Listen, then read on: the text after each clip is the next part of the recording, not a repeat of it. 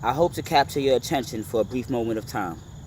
My name is Raheem Marcus, a 35-year-old born on the North Shore of Staten Island, New York. I wish I could be sitting here before you as some graduate of a prestigious university or a CEO of some corporate company, or my dream job of being a lawyer. Instead, I sit here as a man with no real credibility, attempting to capture your attention and add my thoughts into the national political discussion in the country I call home. On November 6th, millions of Americans will be going to schools, libraries, and other government buildings across the nation and casting their votes for the next congressmen, senators, and governors and other elected officials throughout this nation. But I want to talk to the people who will choose to stay home and elect not to exercise this right to vote. The millions of Americans who do not understand the importance of waking up early on a Tuesday morning and stand on the line, possibly for hours, to vote on a candidate they probably don't know anything about.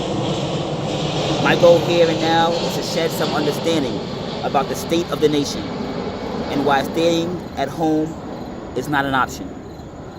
If you are a Republican, you probably couldn't be any more happy about the appearance of good news that has been going on over the past 18 months. If you focus solely on winning or losing, it's hard for even I to not see the many wins perceived by the Republicans. This country, however, was never meant to be a sport where in order for one side to succeed, another side must lose. The foundation of this country is a system of checks and balances, and this is to ensure that the real winners are always the American people. And I am afraid the people of America have been losing since the Republican control of now every branch of government. Simply put, this country is now being held hostage by the Republican Party. When law is passed, when justices are confirmed, when the history of the country is altered with a simple majority vote and a signature from a president of a ruling party, unpopular policies are formed that put one side of the country against the other. And this kind of division is how civil wars are started. We cannot have an America that becomes so far to the right we may never find its center. America, you are in danger, girl. In 2016, we elected this Republican control.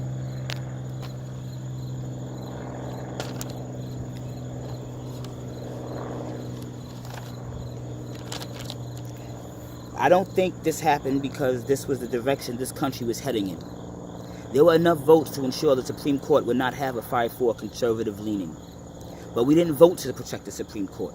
Instead, many stayed home on that first Tuesday in November 2016 because their candidate of choice was not on the ballot. Even though their ideals were, even though the nominee would have nominated other candidates to positions that would have fought for agendas that closely align with the betterment of you and your families. This Republican control was elected because in 2016, Democrats sabotaged their own agenda. We didn't unite around our nominee. In 2018, we may find ourselves in a position where our candidate of choice is not on the ballot again, and we may be thinking about staying home. I only ask that we pay attention to the seriousness of the moment. As far as the Republicans are concerned, it doesn't matter if it's a good tax bill. All that matters is if all Republicans will vote on it. Who cares how we repeal the Affordable Care Act so long as we repeal it? And they couldn't get it done in its entirety, but little by little, it's being dismantled. Who cares about the integrity of the Supreme Court? As long as we don't lose 2 senators, who cares about the other side's argument? Democrats are labeled mobbed for doing their constitutional duty as senators, searching for the truth, while Republicans table the truth and search to confirm. Dictators are praised while allies are labeled national security risks. Diplomacy has been forfeited for bullying tactics. We find ourselves at a time laws can be passed that solely benefit those on the right, that may even be deemed unconstitutional, that can be handwritten in back rooms and then signed into law by the president and upheld by the Supreme Court. We find ourselves at a time there is no check on the Republican Party. The severity of this situation can have long-lasting implications that far outlive any of the politicians that are elected to inflict these changes in our lives. both sides coming together to represent all areas of this country in a bipartisan way where compromise is necessary as the bedrock principle of this country. With this Republican control, we have lost that. One side is out of the debate before it even begins. One side is silenced simply because they do not have the votes. The problem with this is one side is a better half of a whole country. We have to be better than this. We cannot do this by staying home on November 6th. We have to set those alarm clocks, put on those comfortable shoes, call up a friend or two or three, bring up your entire family, and go to your polling sites. But vote. Vote. You have to vote. Don't worry about the candidate. Vote your ideals. Vote your passions. Vote for the integrity of this nation. Vote for checks and balances. Vote for the future of your children and grandchildren, nieces and nephews who have yet to be born. Find your own personal reasons to endure the possible cold, the possible rain, the annoyance of standing around strangers. Find your reason to make your voice heard, to become unsilenced. If you care about women's rights, you can't stay home.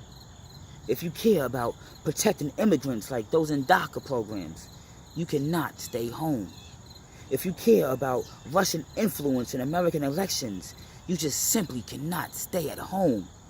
If you care about another Supreme Court confirmation or lower court confirmations that impact our lives and our families' lives the most, then you just cannot stay at home. If you worry about the policies put forth by the Republican Party that bans Muslims and separates children from their parents, you just simply cannot stay at home. If you are worried about the people like Steve Bannon getting senior positions in this administration, then you cannot stay at home.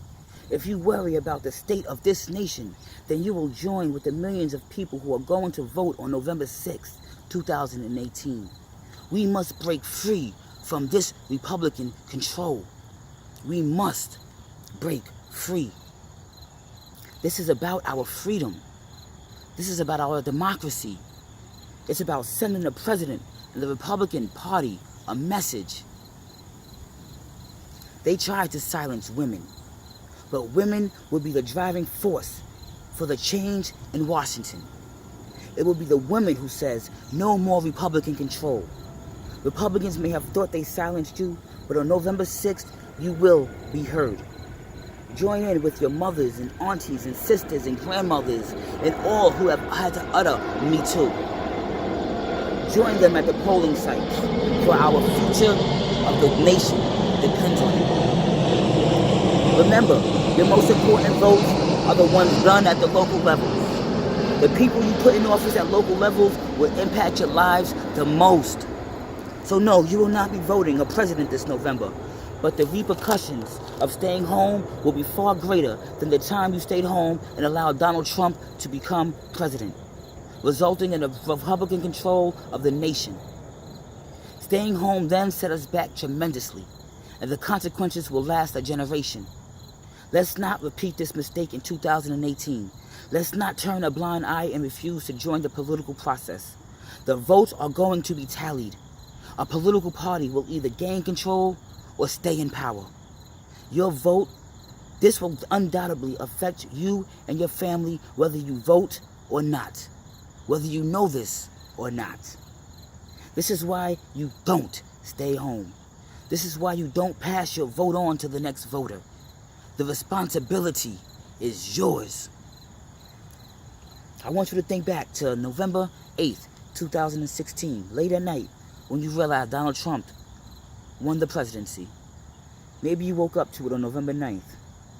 You don't want to wake up with that same feeling on November 7th because you learned the Republicans will continue to control Washington. More conservative judges on federal courts throughout the country, more tax breaks for the wealthy, more programs like education and healthcare and entitlement programs gutted or terminated altogether. More obstruction that goes unchecked, more disqualifying cabinet choices should the president fire anybody. The uncertainties is enough to get anybody who cares about this nation out to vote on election day. Yet as I sit here, I am afraid. I am afraid of hearing Wolf Blitzer declaring Republican after Republican after Republican the winner of their states and districts on election day. I am afraid that more Republicans will come out and vote because Democrats won't take serious the moment we find ourselves in. I mean, I'm only talking about judges here. How does this impact me, one would ask? It does. The Supreme Court only hears a very small percentage of cases it reviews, which means in all other cases, the lower court judges' ruling is the rule of law. It sets precedent. The Republican-controlled Congress now have unprecedented possibility to bring American law extremely far to the right. And the repercussions of this can be felt for decades, no matter who becomes the future president or controls the Congress. We must all become conscious about what is going on with politics because it affects us all more than we know. We have been oblivious for far too long. It isn't fair that we all suffer when the will of a country is not heard because of the silence of its citizens. If the 60% of Americans who oppose the president, who oppose the Republican-controlled Congress, were to make their voices heard on election day, we can shift the balance of power and hopefully save a nation from its leaders. It is incumbent upon us to stand up for Lady Liberty and put a check not only on the president, but on the entire Republican Party, which now really is the party of Trump. Can we count on your support? Can you promise yourself right here, right now, that you will vote on election day? Vote for your values. Vote your future. Vote for your conscience. Vote for those who came before us fighting these same fights we continue to fight today. In 4 weeks, let our votes combine. Whether you are a Democrat, independent, or even a Republican who is disappointed in your party for abandoning its two core values, such as integrity, join with me and vote to change the power in Washington.